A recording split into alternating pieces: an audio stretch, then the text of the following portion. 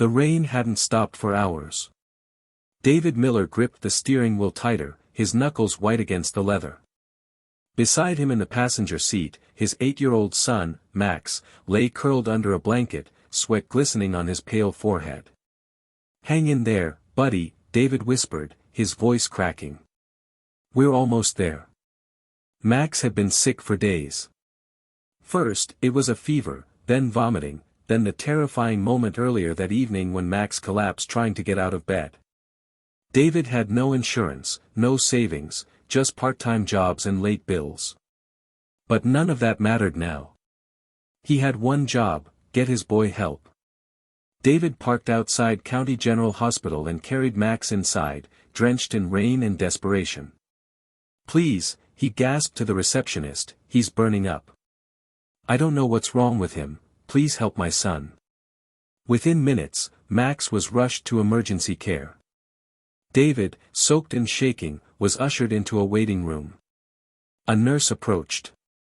"The attending physician will be with you shortly. He's one of our best." David nodded numbly, barely hearing her over the rush of adrenaline and fear.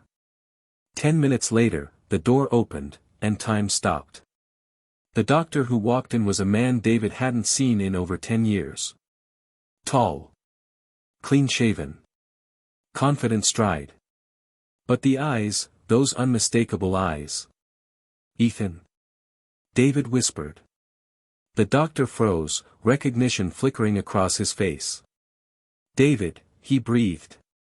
I didn't know." They stared at each other, two men with a complicated past and a boy whose life now hung in the balance. 12 years earlier. David and Ethan had been best friends all through high school. Inseparable. Brothers in everything but blood. But life took a sharp turn when Ethan received a full scholarship to medical school across the country.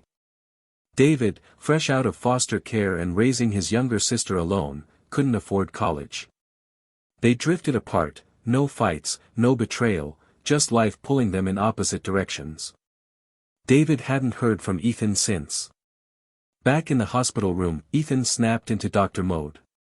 "Tell me everything, when did the symptoms start?" David filled him in, and Ethan nodded, already pulling up Max's labs.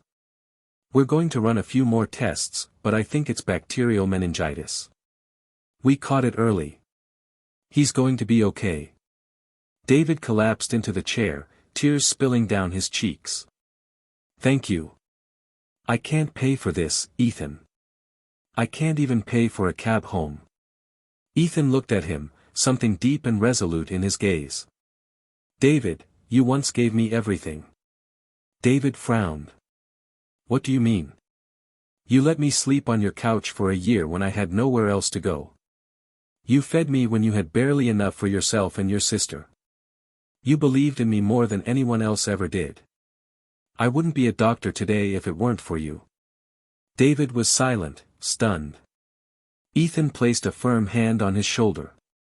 "Let me take care of this. Everything. The hospital bill. The follow-ups. Max's recovery. All of it." David's lip trembled. "Why would you do that?" "Because," Ethan smiled gently, "you were my family once. And family doesn't forget." Max recovered within a week. Color returned to his cheeks, and his laugh echoed through the sterile hospital walls. Before they left, Ethan handed David a folder. "What's this?" David asked. "A full health insurance plan. Paid for. And a job application. We're opening a new community outreach center for underprivileged families.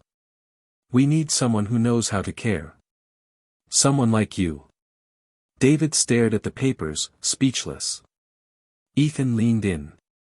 "You're not alone anymore, David." David walked through the doors of the new clinic, Max holding his hand tightly. He wore a pressed shirt and an ID badge clipped to his chest. For the first time in years, he felt hope, real, tangible hope. As they passed through the reception area, a mother sat with her crying toddler, worry etched deep on her face. David crouched down beside her. "Don't worry," he said, smiling. We're going to take care of you. And for the first time in a long time, he knew it was true, not just for her, but for himself, too. Sometimes the seeds of kindness we plant in others bloom years later, just when we need them most. Never underestimate the power of compassion or the bonds of chosen family. What we give in love returns to us in the most unexpected, beautiful ways.